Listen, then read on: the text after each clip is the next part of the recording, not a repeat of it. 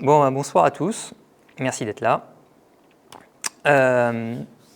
Alors moi, en tant que dev, je travaille souvent sur des applications un petit peu anciennes, des applications qui ont vécu, qui ont une histoire. Elles ne sont pas toujours faites exactement comme on voudrait, ce n'est pas toujours très pratique. N'empêche que ces applications-là, c'est celles qui font le cœur des entreprises et c'est celles qui rapportent de l'argent aux entreprises. Et donc on a besoin de travailler dessus et de les maintenir. Et pour maintenir des grosses applications comme ça, on a besoin de repères, on a besoin de documentation. Et la documentation, parfois, il n'y a pas grand-chose. Heureusement, souvent on arrive à trouver quand même une documentation relativement fournie. Le problème, c'est que cette documentation fournie, c'est un travail du quotidien, un travail énorme pour réussir à la maintenir en permanence. Et donc c'est énormément d'énergie. Et le jour où dans cette documentation vous trouvez une coquille, vous perdez toute la confiance dans cette documentation et du coup tout le travail qui a été mis derrière est vain parce que du coup plus personne ne va lire ce qui est écrit parce qu'on ne lui fait plus confiance. La deuxième chose dont on a besoin pour travailler sur ces applications, c'est de sécuriser le chantier parce qu'en général elles sont assez fragiles et donc on a besoin d'automatiser les tests au maximum. Et l'automatisation des tests, c'est un peu comme la documentation. Parfois, il n'y a pas grand-chose. Et puis, même quand on a des tests, en fait, quand on se place de l'extérieur, pour les gens qui sont autour de nous, autour des devs, on sait qu'il y a des tests automatisés. Il y a des trucs qui marchent dessous, mais on ne sait pas trop ce que ça fait, on ne sait pas trop ce qui est testé. Et pour les développeurs, même ceux qui connaissent un petit peu les tests, quand on va lire ce qu'il y a derrière, ça reste quand même relativement obscur. Et ce n'est pas toujours très simple de s'y retrouver. Et moi, je trouvais ça un petit peu dommage. J'avais envie d'autre chose. Je rêvais d'un monde meilleur pour nous, développeurs, et pour nos product owners et nos gens du métier, pour mieux appréhender tout ça. Donc j'ai pris un petit peu tous les outils que j'avais sous la main, que j'avais découverts au travers de mes différentes expériences, et je suis parti explorer une autre voie. Donc je suis parti d'un cas relativement simple, d'un test. Vous connaissez peut-être un peu tous comment ça fonctionne, mais grosso modo, on a des données d'entrée, on effectue des actions et puis on vérifie un résultat par rapport à quelque chose que l'on attend. Sauf que ça, c'est assez obscur, c'est dans du code et ce n'est pas visible de l'extérieur. Donc ce que j'ai fait, c'est que j'ai sorti ce que l'on attend, le résultat, dans un fichier à l'extérieur de mon test. Ce qui fait que ce résultat-là, il est visible par n'importe qui, dans un fichier texte qui est tout à fait lisible. Et dans mon test, en fait, je vérifie simplement que ce qu'il y a dans ce fichier-là correspond à ce que j'attends. Et donc ça vérifie exactement la même chose que précédemment. Bon, évidemment, avoir juste un texte comme ça, c'est pas très très intéressant. Non, ce que je voulais dire d'abord, c'est que en fait, ce test-là, on a une librairie qui existe qui s'appelle Approvals, qui fait exactement ça. C'est-à-dire que la librairie Approvals, en fait, ce qu'elle fait, c'est qu'elle prend une chaîne de caractères que vous avez générée, et elle regarde si le contenu de cette chaîne de caractères est équivalente à ce qu'il y a dans un fichier à l'extérieur. Donc c'est exactement ce qu'on avait tout à l'heure. Et si cette chaîne de caractères est différente, elle va produire un nouveau fichier pour vous dire, voilà, j'attendais ce fichier-là, j'ai eu ce fichier-là. Ici, imaginons que notre résultat donne 6. On aurait un résultat ici qui nous donnerait 6. Ce qui fait qu'on peut comparer très facilement les différentes entrées. Mais bien sûr, un fichier avec juste un chiffre, ce n'est pas très très utile. Donc ce qu'on peut faire, c'est dans notre chaîne que l'on génère, on peut également rajouter quelques données en plus, notamment les données d'entrée. Ce qui fait qu'on a dans le test à la fois les données d'entrée et les données de sortie. Et dans le fichier qui est le fichier de référence, on va avoir toutes les informations du test, à la fois ce qu'on a fait, les données d'entrée, données de sortie. Et donc là, on a quelque chose qui est relativement compréhensible et lisible par des gens du métier qui peuvent nous dire si oui ou non ça correspond à ce qu'ils attendent de notre application.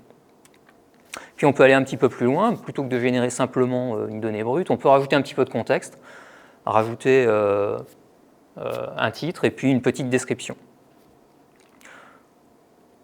Et puis si on va un tout petit peu plus loin, ce fichier texte, on peut en faire, plutôt qu'un simple fichier texte ASCII, on peut l'écrire avec un format markup, vous connaissez probablement Markdown, ASCII Doc, LaTeX.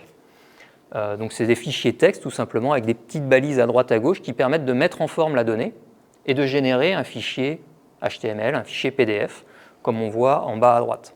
Et donc on a un fichier qui devient beaucoup plus lisible pour un utilisateur et qui a un rendu beaucoup plus sympathique.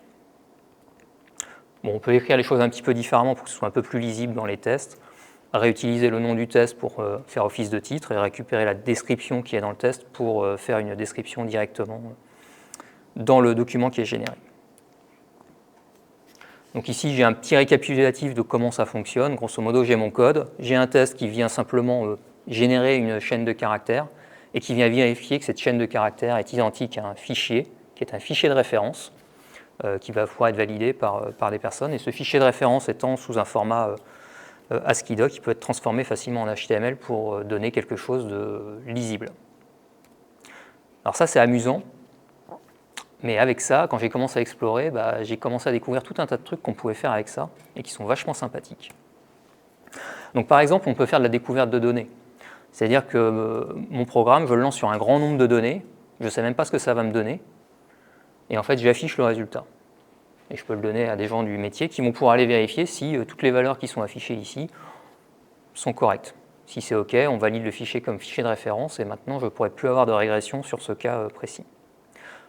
Mais on peut aussi afficher les données différemment. Sur le même cas, ici, je peux regrouper les données avec la valeur de résultat.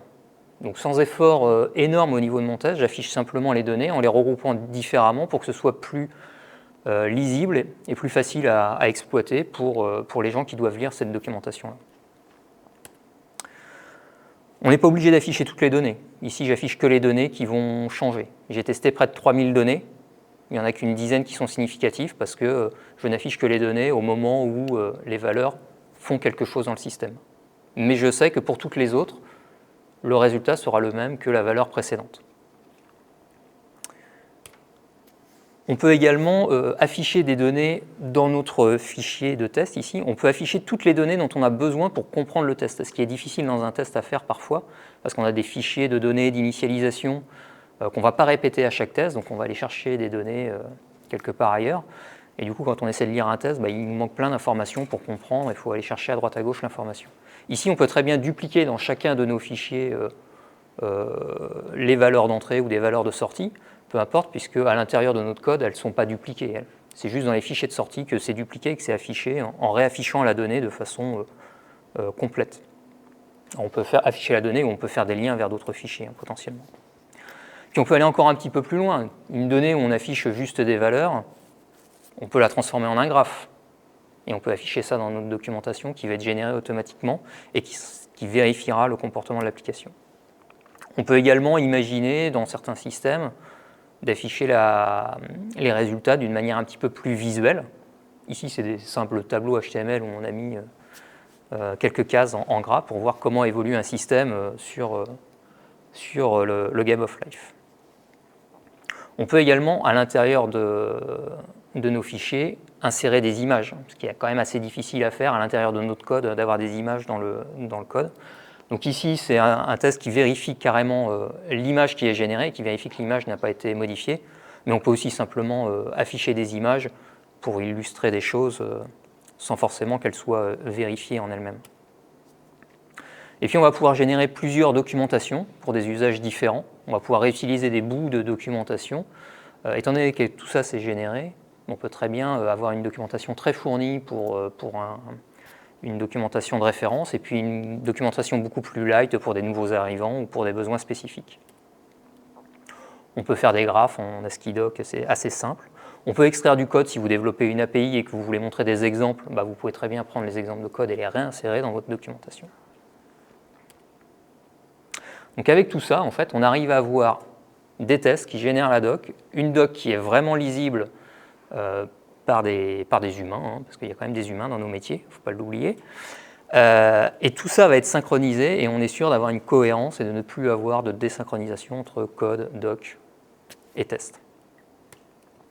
Donc maintenant, vous pouvez continuer à écrire et à essayer de maintenir vos documentations. Vous pouvez essayer d'imaginer un autre monde et essayer d'ouvrir une nouvelle voie pour maintenir ces choses plus facilement. Je suis Sébastien Fauvel, je travaille chez Palo IT, je suis organisateur du Meetup Software Crafter Nantes.